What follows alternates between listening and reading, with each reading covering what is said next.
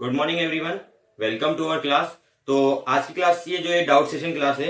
Very good, Krishnapal का ये doubt था मेरे पास में, मतलब वो पढ़ रहा है। मुझे काफी अच्छा लगता है जब आप लोग पढ़ते हैं और ऐसे डाउट पूछते हैं। तो ठीक है, तो चलिए आज स्टार्ट करते हैं थोड़ा सा डाउट सेशन को। हम सबसे पहला डाउट था वो क्वेश्चन नंबर फर्स्ट का फोर्थ वाला है। इसमें हमें बताना है कि सबसेट है कि नहीं है। ठीक है, बहुत अच्छी क्वेश्चन है। क्या बोला है, x such that x is a circle in a plane x is a circle in the same plane with a radius of 1 unit. तो सीधी सी बात है, थोड़ा सा अच्छे से देखिएगा। सपोज कर लीजिए मेरे पास में ये एक सर्कल है और हमें बोला इसी प्लेन में, मतलब इसी जगह पे हमारे पास में एक और सर्कल है जिसकी साइज है 1 यूनिट। ठीक है, हमें नहीं पता ये अंदर वाली की कितनी है क्योंकि उसने हमें कुछ दे नहीं रखा स्पेसिफाइड। मे भी पॉसिबल हो सकता है कि वो उससे बड़ा हो, इस तरीके से हो, कुछ बाहर भी हो सकता है, मे भी पॉसिबल अंदर भी हो सकता है। हमें यहाँ पे श्योरिटी इस चीज की नहीं है, और जब हमें कुछ ऐसा कंफर्मेशन नहीं होता है तो हम सीधे सीधे बोल देंगे कि ये सबसेट नहीं है। It is not a subset. ठीक है, ये इसका सबसेट नहीं है क्योंकि हमें यहाँ पे किसी भी चीज की श्योरिटी नहीं है। क्लियर हो आपको? इतना आ रही ना बात समझ में? चलिए आगे बढ़ते हैं। X is a triangle in a plane, x is a triangle in the same plane. Same वही चीज बोली हमारे पास में। सपोज कर लीजिए ये मेरे पास में एक ट्राइंगल है। ठीक है, ट्राइंगल बहुत सारे तरीके का हो सकता है हमारे पास में। इक्विलेटरल भी हो सकता है, हमारे पास आइसोस्केलेस भी हो सकता है, स्केलेन भी हो सकता है, राइट एंगल भी हो सकता है। चारों में से कोई सा भी ट्राइंगल हो सकता है। यहाँ पे हमें कोई स्पेसिफाइड नहीं बोला है, यहाँ पे भी हमारे पास में कोई स्पेसिफाइड नहीं बोला है। दोनों में कोई स्पेसिफाइड नहीं बोला। मैंने मान लिया कि हमारे पास एक ट्राइंगल है और यहां से मेरे पास में ये ऐसा दूसरा ट्राइंगल बन गया, मान लो राइट एंगल ट्राइंगल। इसको मैं थोड़ा सा डॉटेड बना देता हूं ताकि आपको ये थोड़ा सा क्लियर हो जाएगा। तो क्या ये एक ही प्लान में आ रहे हैं? क्या ये इसका सबसेट कहलाएगा? नहीं कहलाएगा ना, क्योंकि अलग जा रहा है, ये अलग जा रहा है। सबसेट कैसे पॉसिबल हो सकता है? ठीक है, अगर मैं यू देखू, मान लो इसके कोऑर्डिनेट देखो तो ये 0 है, ये 1 है और ये मान लो मेरे पास में 3 है। सेम यहाँ पे हमारे पास में क्या हो जाएगा, माइनस का 3 या फिर मान लो 2 है मेरे पास प्लस में। यहाँ पे मेरे पास एक्स एक्सिस कुछ ऐसा बनेगा मान लो। तो ये इस तरीके से जा रहा है मेरे पास में। ये 0 हो गया, यहाँ पे 1 मान लो, ये यहाँ पे मेरे पास में 4 मान लो, कुछ भी मान लो, पॉइंट्स तो हमारे हाथ में। तो अब अगर मैं देखूं तो जो बाहर वाले ट्राइंगल उसमें क्या क्या आ रहा है, मेरे पास 1 4 और 3 आ रहा है। इस वाले में हमारे पास 1 4 और 2 आ रहा है। तो सीधी सी बात है, ये इसका सबसेट पॉसिबल ही नहीं है। ठीक है, तो ये भी इसका सबसेट नहीं होगा, ये भी इसका सबसेट नहीं होगा। अगले आते हैं, इन अ ट्राइंगल। ठीक है, इक्वलेटरल ट्राइंगल, ध्यान रखना क्या बोला, equilateral triangle in a rectangle और सेम प्लेन। अब क्या हो रहा है, रेक्टेंगल, जैसे मान लो मेरे पास में ये रेक्टेंगल है। ठीक है, लेकिन इस रेक्टेंगल में हम क्या कर सकते हैं, एक इक्वलेटरल ट्राइंगल का फॉर्मेशन कर सकते हैं। ठीक है, इस रेक्टेंगल में हम क्या कर सकते हैं, एक इक्वलेटरल ट्राइंगल का फॉर्मेशन जो है वो कर सकते हैं। और अगर स्पेसिफाइड है हमारे पास में कि वो इक्वलेटरल ट्राइंगल ही है, और यहाँ पे भी हमारे पास स्पेसिफाइड है कि वो एक रेक्टेंगल ही है, और दोनों सेम प्लेन में है हमारे पास में, मतलब एक ही के अंदर है, तो हम यहाँ पे क्या बोल सकते हैं, ये इसका सबसेट है। क्या है, ये इसका सबसेट है। यानी कि इसमें आएगा नॉट सबसेट, नॉट सबसेट और it is a subset. Clear हो रहा है इतना आपको? ठीक है, आ रहा है ना समझ में आपको? चलिए थोड़ा सा आगे बढ़ते हैं, सेकेंड डाउट की तरफ आते हैं हम। ठीक है, क्वेश्चन में क्या बोला है हमारे पास में, अगले में हमें यहाँ पे यूनिवर्सल सेट बताना है। मैंने क्वेश्चन लिखा नहीं है यहाँ पे हमें लिखना है universal set for this conditions. Universal set यानी कि पूरा का पूरा सेट। मैंने आपको कल छोटा सा डिस्क्रिप्शन दिया था यूनिवर्सल सेट पे। तो क्या होता था, set of right angle triangles बोला है। राइट एंगल ट्राइंगल्स का जो हमारे पास यूनिवर्सल सेट क्या होगा, तो देखो राइट एंगल ट्राइंगल सेट किस में आ सकता है, सारे के सारे ट्राइंगल्स में आ सकता है, कोई सा भी ट्राइंगल हो सकता है ना। तो इसके लिए जो यूनिवर्सल सेट होगा, यानी कि हमारे पास जो यू होगा, वो क्या बोल सकते हैं हम, x such that x is a triangle in a plane. कोई से भी एक प्लेन में हमारे पास में ट्राइंगल होगा, उसमें सारे के सारे राइट एंगल ट्राइंगल जो है वो पॉसिबल हैं। आ रही है बात समझ में आपको? इस कंडीशन में वो हमारे पास क्या है, पॉसिबल है। सिमिलरली हमारे पास में इधर भी है, देखो the set of isosceles triangle जो है वो भी किसी के लिए पॉसिबल हो सकता है, इसी के लिए पॉसिबल हो सकता है। तो दोनों के आंसर हमारे पास में सेम हो सकते हैं। ठीक है, कोई दिक्कत नहीं है, दोनों का आंसर एक हो सकता है। क्यों? क्योंकि एक मान लो मेरे पास में ये ट्राइंगल है, इसमें हमारे पास में राइट एंगल ट्राइंगल है मान लो। अगला क्वेश्चन मान लो तो ये राइट एंगल की जगह पे हमारे पास में यहाँ पे क्या आ गया, आइसोस्केलेस ट्राइंगल्स आ गए। ठीक है, पॉसिबल है ना, कुछ भी पॉसिबल है, हम मान सकते हैं उस चीज को। तो हम उसके लिए यूनिवर्सल सेट लिख रहे हैं, तो हम क्या लिखेंगे, वो एक पूरा ट्राइंगल का पेन है। क्यों? क्योंकि वहां पे सारे ट्राइंगल्स आ जाएंगे।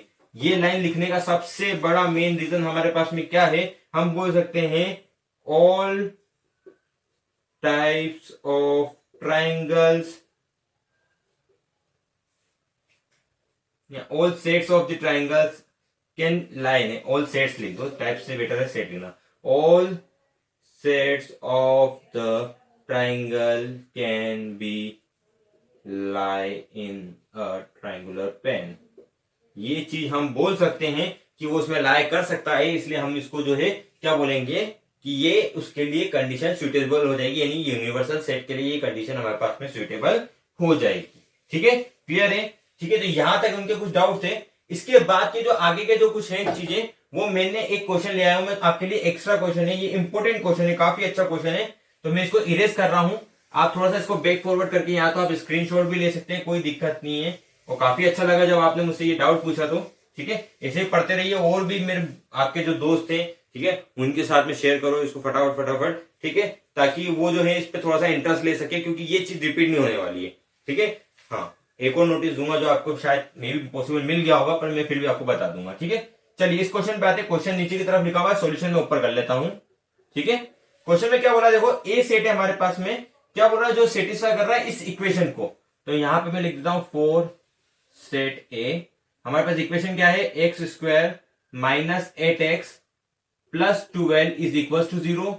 मैंने क्या कर दिया, इसको स्प्लिटिंग द मिडिल टर्म से सॉल्व कर लेता हूं, ये आपको आती है इसलिए मैं एक्सप्लेन नहीं कर रहा हूं, सीधे सीधे लिखते जा रहा हूं। ठीक है, 6x माइनस का 2x plus 12 is equal to 0। This implies हमारे पास x कॉमन निकल जाएगा, तो x माइनस 6 यहां आ जाएगा, x माइनस 6 यहां आ जाएगा, यहां लिख दूंगा -2, यानी कि x माइनस 6 से हमारे पास एक हो गया, x माइनस 2 हमारे पास में दूसरा हो गया। इसका मतलब हो गया x बराबर या तो 6 आएगा हमारे पास में, या तो फिर x बराबर हमारे पास में 2 आएगा। ठीक है, तो a के लिए पॉसिबल सेट्स क्या हो जाएंगे हमारे पास, तो a के लिए हमारे पास पॉसिबल सेट्स हो जाएंगे 2 and 6। b के लिए हमारे पास में दे ही रखा है 2, 4, 6। c के लिए हमारे पास में दे रखा है 2, 4, 6, 8 एंड सो ऑन। और d के लिए हमारे पास में दे रखा है 6।